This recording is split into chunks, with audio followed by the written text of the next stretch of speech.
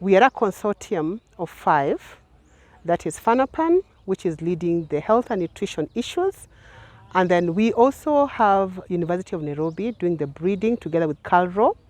And then we also have University of Aberdeen in the UK. And then we also have in the consortium James Hutton Institute, who are the funders of this particular project.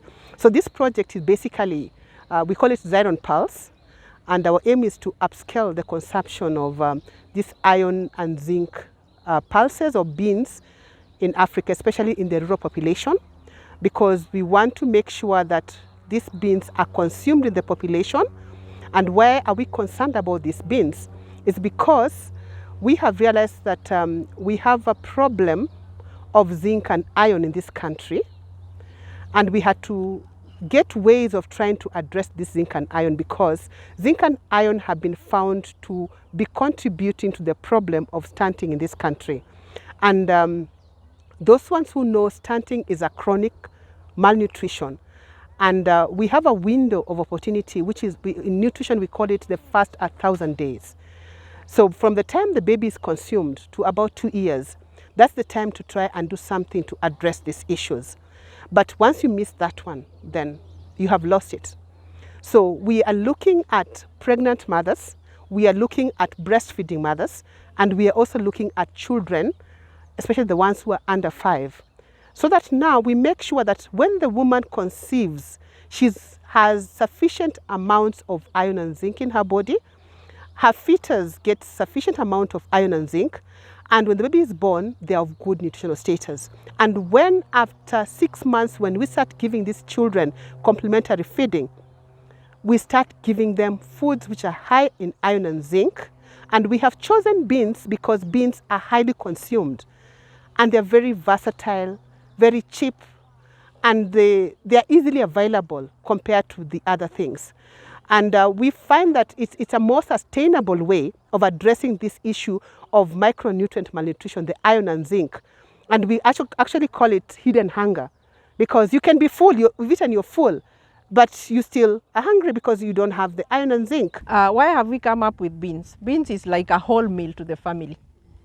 It is the 3rd most important in Nyeri County under food and nutrition. And we've gone through drought. We are even giving relief food. But we've realized bean can solve the problem of nutrition other than security, the food security itself.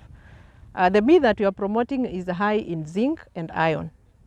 So in this field day, we want to train farmers how to come up with good production per unit area, for them to have some reserves for the family and also for economics or for sale after the production.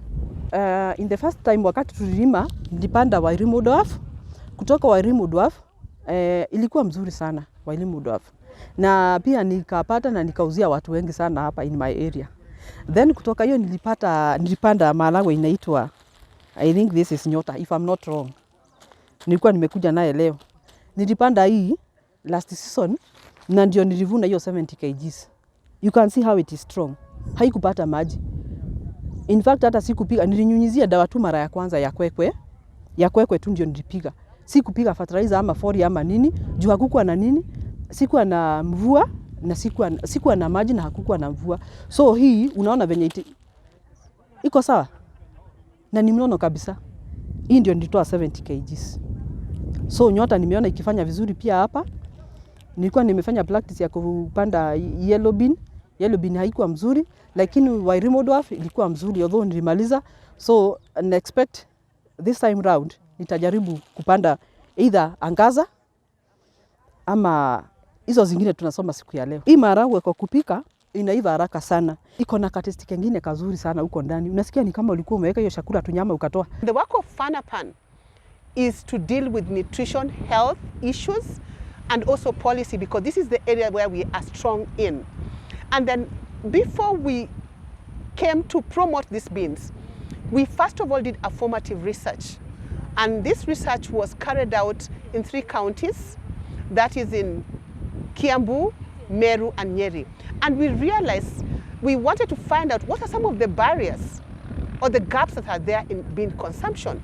Then we realized that some of the things that were making people to shun away from beans is because, first of all, beans were making them to have gas.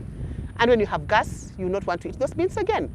And then it was boring. You know, it's either githeri, it is either, you know, what the Kikuyus call mbosho, just boiled beans, or other stews. And it became like, for children, this was not appealing to them.